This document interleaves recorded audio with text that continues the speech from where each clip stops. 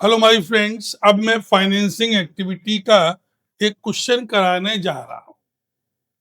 जैसा कि मैंने आपको बताया था, कैश फ्रॉम फाइनेंसिंग एक्टिविटी, इसका मतलब क्या हुआ कि फाइनेंसिंग एक्टिविटी से हमें कितना कैश मिला है। From financing activity. तो जैसा कि बेटा आप जानते हैं कि हमने ये कहा था कि अगर ये हमारी इक्विटी शेयर कैपिटल बढ़ी है, इसका मतलब क्या हुआ कि आपने नए शेयर और इश्यू किए होंगे। तो जब आपने नए शेयर और इश्यू किए होंगे तो पैसा आपके पास आया होगा ना। तो आपने लिख दिया इक्विटी शेयर्स और ये आपका 10 लाख से 12 लाख रुपए हो गया। 2 लाख रुपए आपके पास आ गए हैं, आपने प्लस लिख दिया। अच्छा, अब ये बताइए, आपके पास ये 12 लाख के पहले प्रेफरेंस शेयर्स थे, अब आपके पास प्रेफरेंस शेयर 10 लाख के रह गए, तो कैसे कम हुए होंगे? तो बेसिकली प्रेफरेंस शेयर्स आपने क्या किए हैं, इक्विटी शेयर्स इश्यू किए थे और प्रेफरेंस शेयर रिडीम किए हैं। तो बेटा ये आपके 2 लाख के जब आपने रिडीम किए हैं तो 2 लाख आपके पास से क्या हो गया, चला गया। अब तीसरे नंबर पर आप देखिएगा, अब 8 प्रेफरेंस शेयर पहले 10 लाख के थे, अब कितने हो गए बेटा? अब ये हो गए 12 लाख के। 8% प्रेफरेंस शेयर्स ये हमने क्या किए हैं, इश्यू कर दिए 2 लाख रुपए के। तो ये 2 लाख रुपए हमारे पास और आ गया ना। चलो, अब हमने आपसे ये कहा कि 12% डिवेंचर, पहले ये 5 लाख के थे, अब ये 6 लाख के हो गए। तो 12% डिवेंचर, पहले ये 5 लाख के थे, अब ये 6 लाख के हो गए। इसका मतलब है आपने 1 लाख के और इश्यू कर दिए होंगे, इश्यू किए होंगे, तो फिर पैसा आपके पास आ गया होगा ना। फिर आपने ये 10% डिवेंचर, पहले ये 6 लाख का था, 10% डिवेंचर, पहले ये 6 लाख का था, अब आपका ये 5 लाख का हो गया ना। तो इसका मतलब है 1 लाख के डिवेंचर आपने क्या कर दिए होंगे, रिडीम किए कर दिए होंगे। तो 1 लाख रुपए आपके पास से चला गया होगा। तो अब आपके पास पहले बॉन्ड्स थे 4 लाख के, अब बॉन्ड्स हो गए 5 लाख के। तो इसका मतलब है आपने बॉन्ड्स इश्यू किए होंगे, पहले 4 लाख के थे, अब 5 लाख के हो गए। तो 1 लाख के बॉन्ड्स आपने इश्यू कर दिए, तो 1 लाख रुपए आपके पास और आ गया। अच्छा, फिर देखिएगा, आपके पास फिक्स डिपॉजिट पहले 3 लाख का था, अब फिक्स डिपॉजिट 4 लाख का हो गया, तो आपने ये भी फिक्स डिपॉजिट इश्यू कर दिए नए ना। तो पैसा फिर आ गया आपके पास 1 लाख रुपए।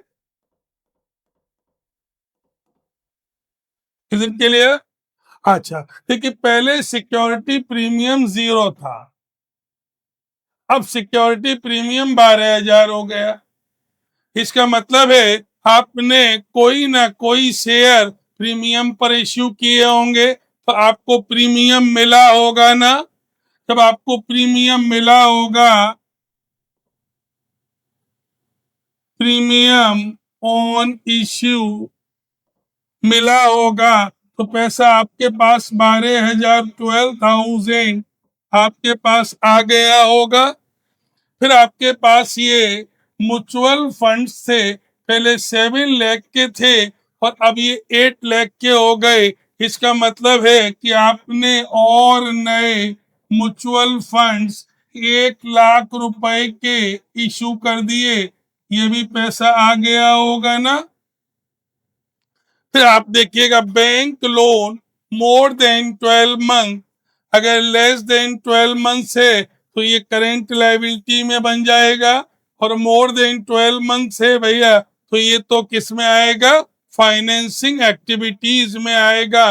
पहले 4 लाख का बैंक लोन था, अब 5 लाख का हो गया, तो इसका मतलब क्या हुआ कि आपने 1 लाख रुपए और लोन ले लिया है ना, पैसा बढ़ गया ना। इसके बाद आपके पास आ गई बैंक ओवरड्राफ्ट। देखिए पहले बैंक ओवरड्राफ्ट 3 लाख रुपए का था, अब ये 4 लाख रुपए का हो गया। इसका मतलब है आपने बैंक से और लोन ले लिया। बैंक ओवरड्राफ्ट पहले ये फाइनेंसिंग एक्टिविटी का पार्ट नहीं होता था, लेकिन आज की डेट में ये फाइनेंसिंग एक्टिविटी का पार्ट है, तो 1 लाख रुपए और आ गया, पैसा आ गया बेटा। अब देखिएगा शेयर इश्यू एक्सपेंसेस। देखिए पहले 8,000 थे, अब ये 10,000 हो गए। इसका मतलब है हमने कोई एक्सपेंसेस और किए होंगे ना। अगर हमने और एक्सपेंसेस किए होंगे तो ये शेयर इश्यू एक्सपेंस हमारे 8 से 10 हो गए हैं, तो हमारे 2,000 के ये बढ़ गए हैं। इसका मतलब हमने शेयर का पैसा लेने के लिए एक्सपेंसेस किया है, तो ये 2,000 हमारे पास से जाएगा। अब देखिए अंडर राइटिंग कमीशन, पहले ये 10,000 था, अब ये 8,000 हो गया, तो ये 2,000 से कम हो गया। इसका मतलब है ये रिटर्न ऑफ हुआ है, और जब भी कोई रिटर्न ऑफ होता है तो ये कहाँ जाएगा, सीएफओ में जाएगा। ये फाइनेंसिंग एक्टिविटी का पार्ट नहीं बनेगा। अगर हमारे ये एक्सपेंसेस बढ़ेंगे तो इसका मतलब हमने पे किया है, तो ये पार्ट बनेगा फाइनेंसिंग का। लेकिन अगर गिरेंगे तो मतलब हमने राइट ऑफ किया है, और अगर हमने राइट ऑफ किया है तो ये सीएफओ का पार्ट बनेगा।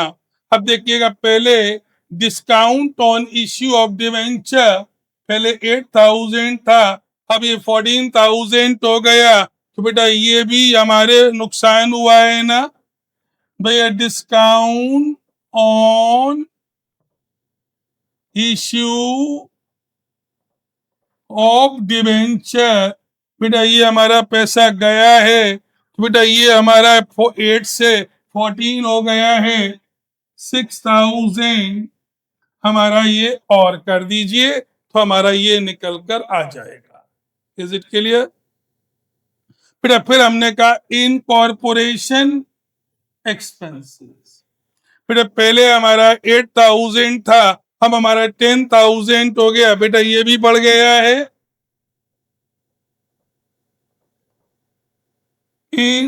इनकॉर्पोरेशन एक्सपेंसेस, बेटा ये हमारा ये बढ़ गया है 2,000 से, बेटा ये भी हमने पे किया है, तो ये भी पैसा गया है। तो बस अब इतने आइटम प्लस माइनस हम कर दें। अच्छा अब यहाँ पर एक बात ध्यान देने वाली है जो एग्जाम में प्रॉब्लम मिलती है। देखिए अभी हमें इनमें और होना चाहिए था, अगर एडजस्टमेंट होती तो इंटरेस्ट पेड भी आना चाहिए था, डिविडेंड पेड भी आना चाहिए। अब यहाँ पर ध्यान दीजिएगा एक बात, ये डिवेंचर पहले 5 लाख के थे, अब ये 6 लाख के हो गए।